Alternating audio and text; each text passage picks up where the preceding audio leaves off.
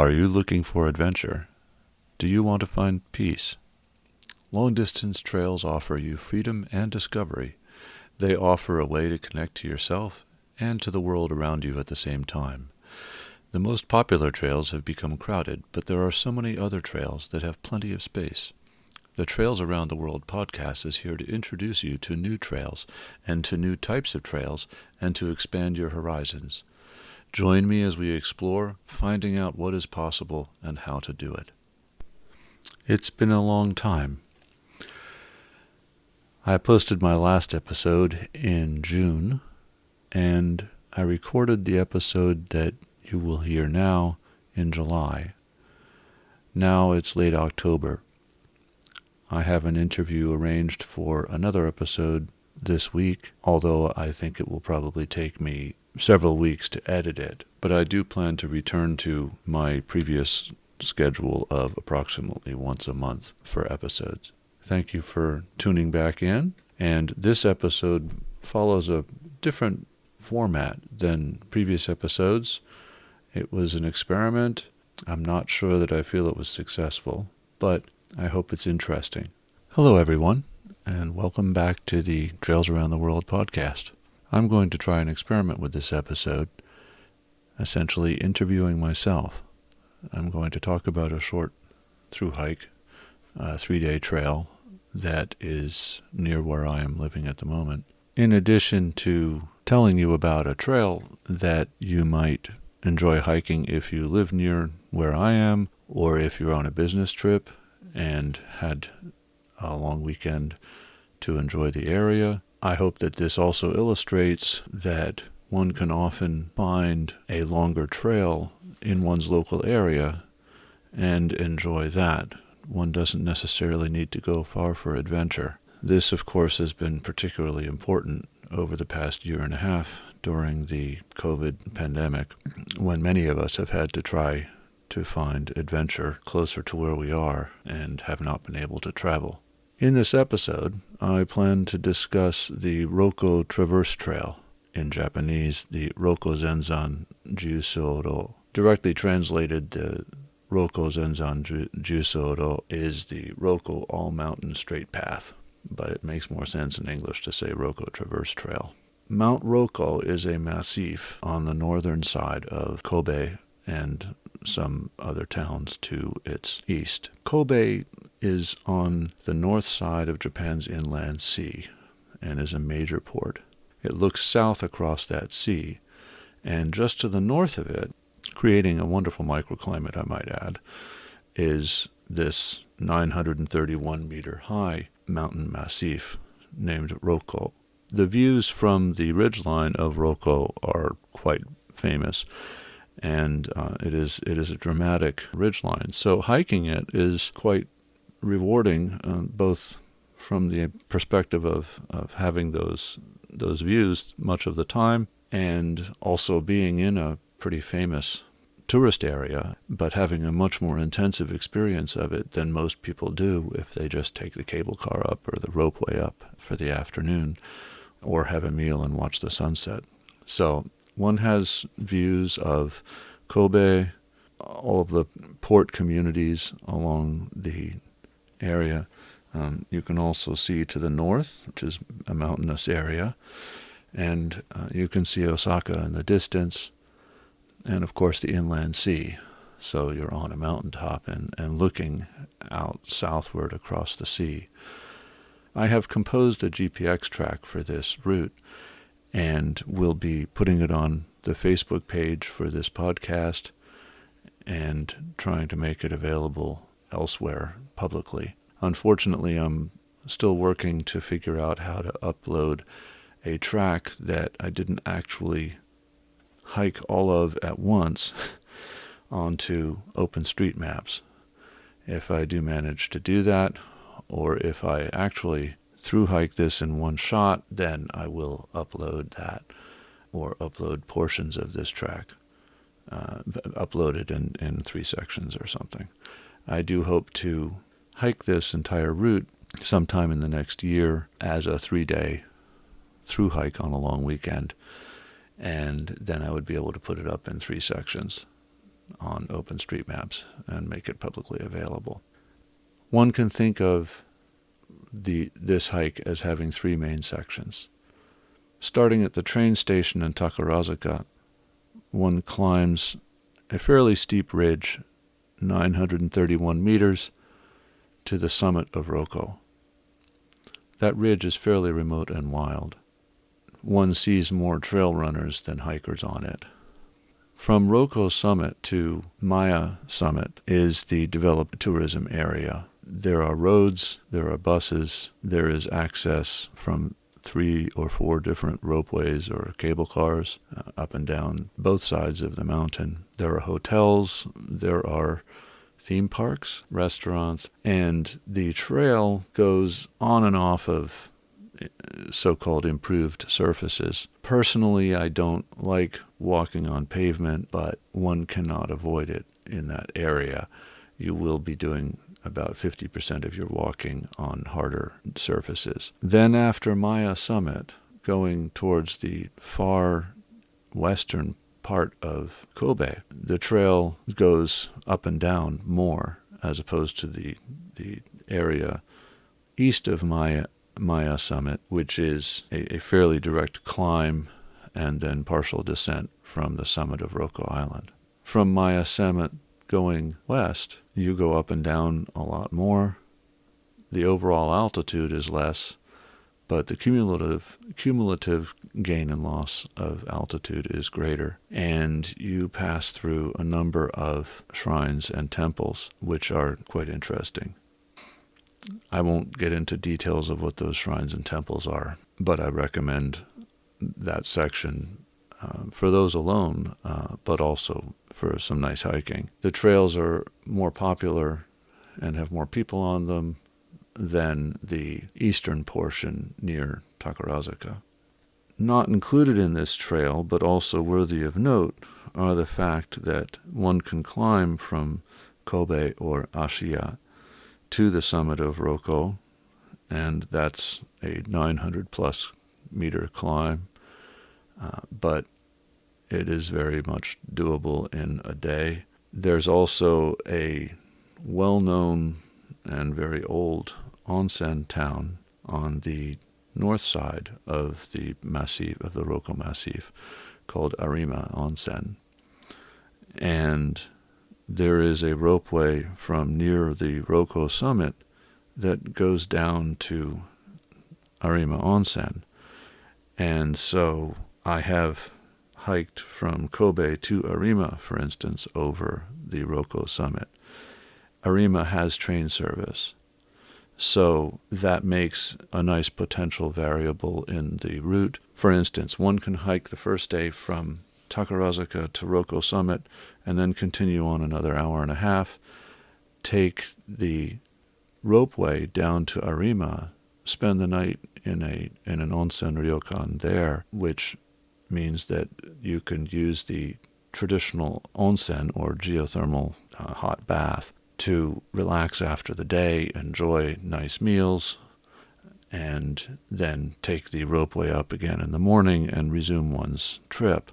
That's a nice variation on this route. It is also very much possible to hike up or down that slope.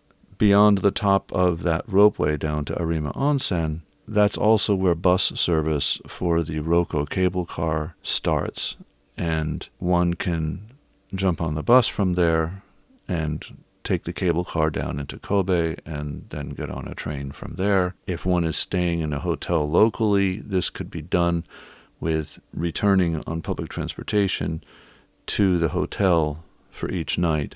I'll talk about the possibility of camping later, but many people will consider that a nice aspect of this hike is that it can be done without camping.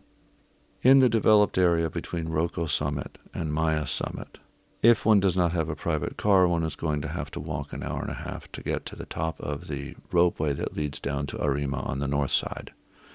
But from that point, there is also bus service all the way over to Maya. In the area between the top of the ropeway to Arima and the top of the cable car and ropeway down from Maya summit, there is the older Rokko cable car, and there is bus service in that entire area between the top of the ropeway to Arima and the top of Maya Summit's ropeway. This is an opportunity to break up the hike. Looking at the logistics of doing this hike and looking at the times on the map, the hiking times, what might work best is to hike from Takarazuka up to the summit of Rokko, then hike on for an hour and a half to the top of the ropeway that heads down to Arima. From there, you could spend the night in Arima, but most people are more likely to take the bus to the top of the ropeway, Rokko cable car, and then take that down into Kobe and spend the night there, come back up in the morning, hike on, and the middle day would be the longest of the 3 days, and one would end up at the Hyodori-goe train station. One could then return for the second night from there, and on the third day, hike from Hyodori-goe to Shioya, which is a station down at the western end of Kobe. Getting into hiking times for that route, from Takarazuka, climbing to the summit of Rokko, the map time is 4 hours and 10 minutes. One should count at least 5 hours for that hike, and probably 6. It's then another hour and a half to the top of the ropeway to Arima, and one might have fewer breaks during that because it's not so steep.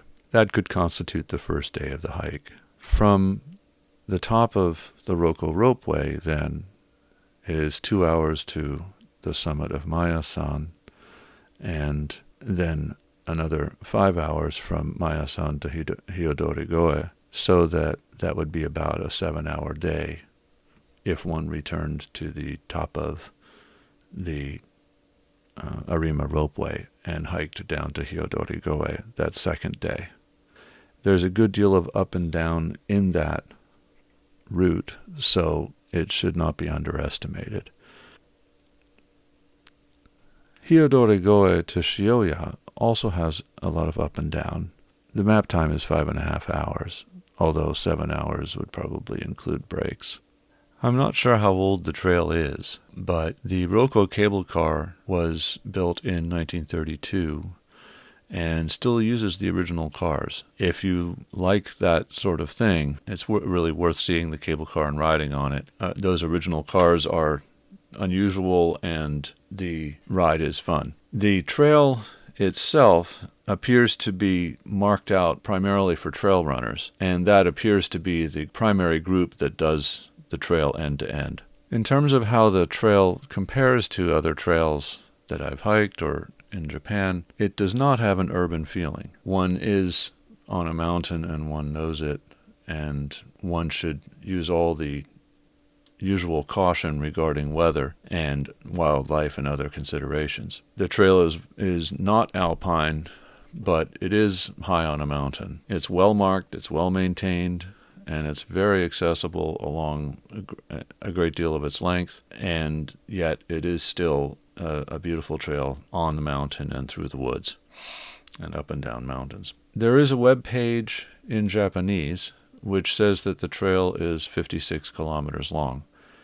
My own measurement, hiking it myself and setting up the GPX trail, is that it's 46 kilometers long. The time to do the hike, according to the Maple map, and I'll talk about those in a little bit, is 18 hours and 20 minutes, but that does not include rest breaks, and one can add 20 or 25% to that number to have a safe idea of how long it would actually take one to hike at a regular pace.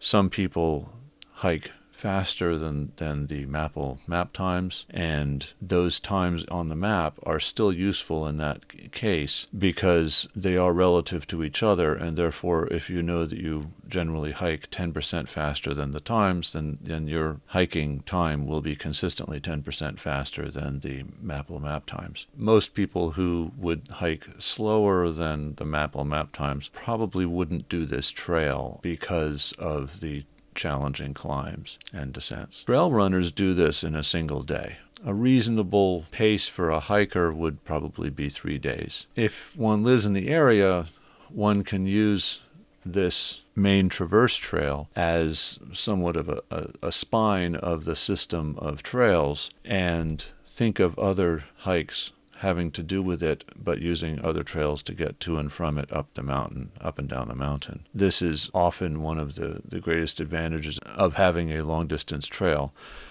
The Appalachian Trail, for instance, being along a ridge, creates many, many loops, because any place where there is a trail up and then another trail down from it, the Appalachian Trail segment becomes one side of a triangle, and people are able to make loop hikes. And the same applies to the Rokko Traverse Trail, where you can use it to construct many loops or many different point-to-point hikes, where you start at one train station, go up to the trail, traverse for a while, and then come down on another trail.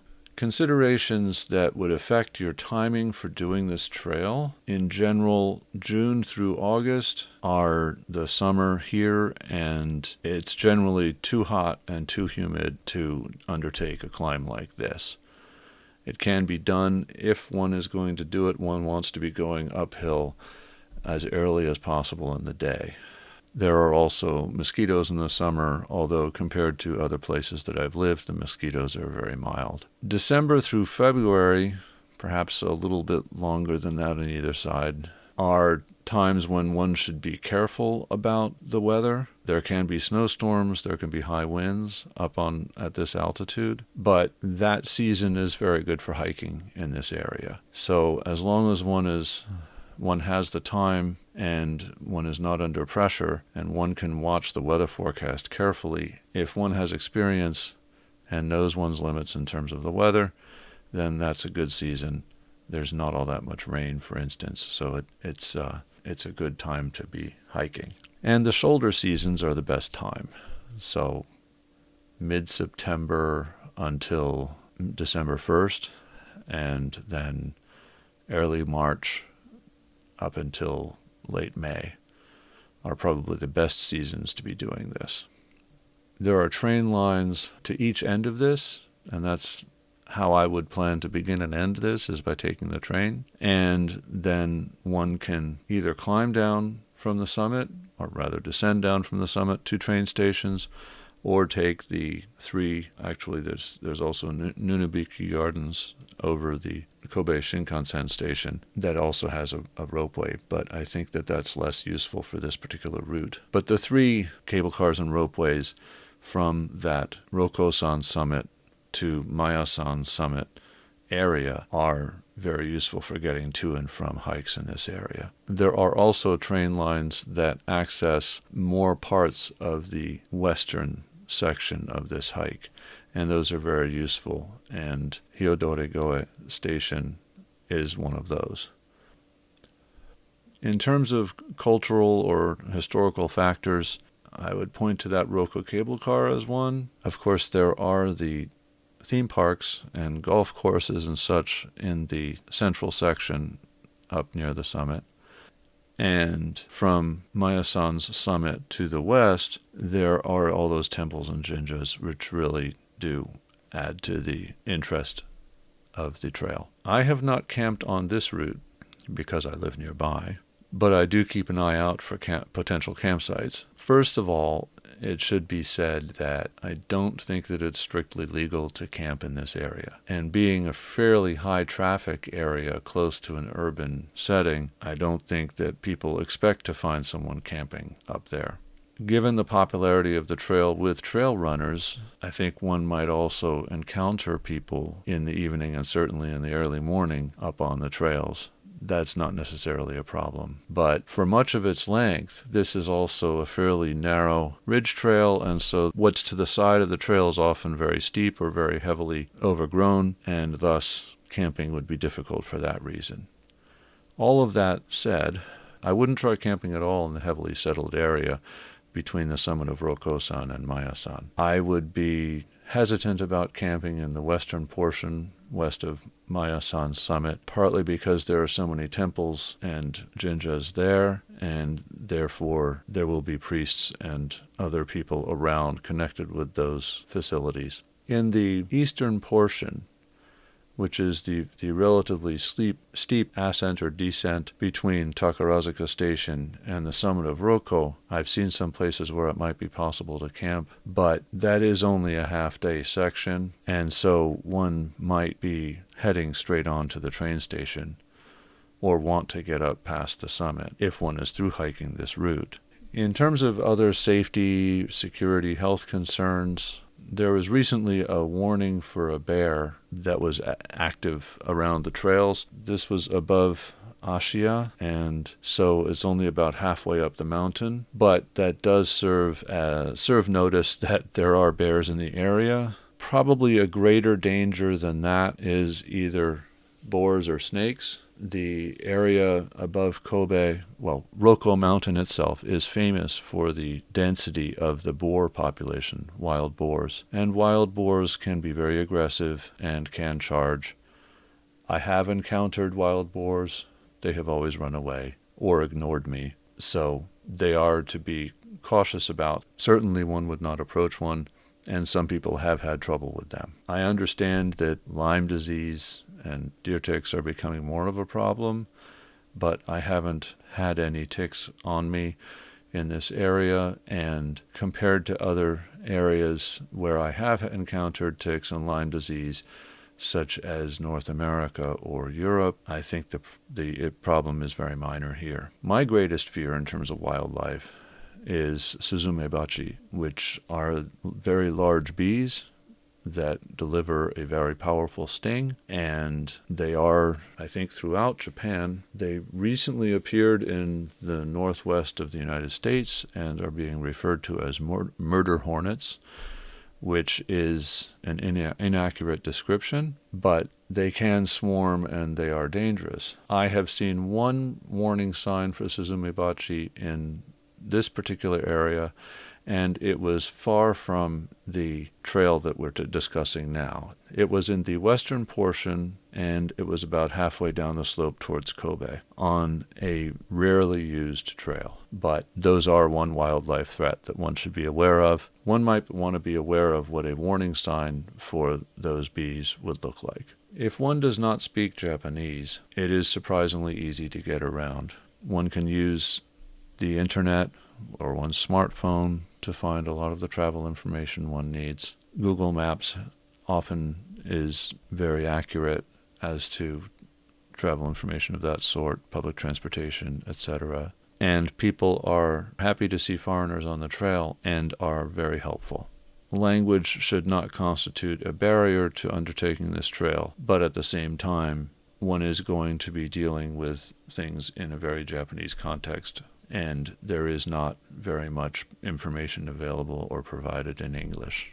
The primary source that I would recommend in terms of information would be the hiking map for the Rokko-san area, sold by a company called Mapple, M-A-P-P-L-E, and the Mapple maps are numbered, and the applicable map is number 49. There is also a website. I think it's publicly supported, and the URL for Rokko-san, for information on Rokko-san, is https://rokkosan.center/mountain report, all one word, /Rokko-Zenzan Jyusouro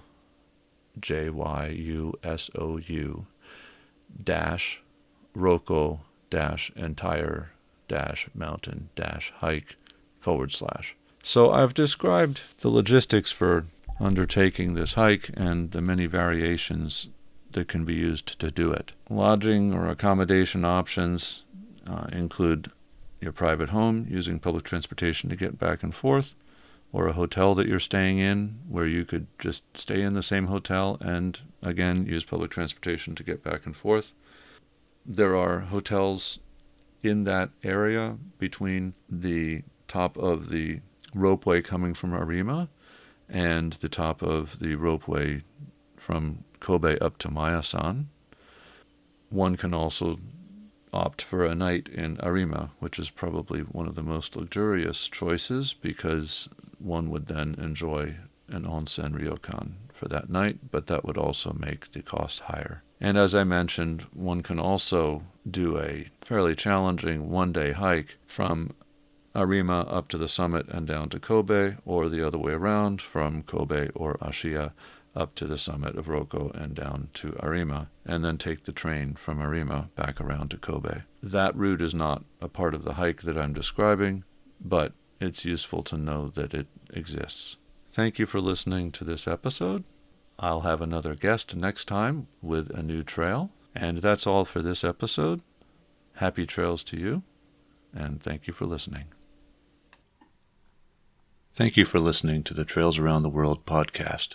Please visit us online at trailsaroundtheworld.com, and please join our Facebook group under the same name. If you liked this podcast, please help us out by leaving a review on your favorite podcast source, such as Apple Podcasts. This is Sky King, and I look forward to you joining us next time. In the meantime, happy trails to you, and please remember to leave no trace as you enjoy the outdoors.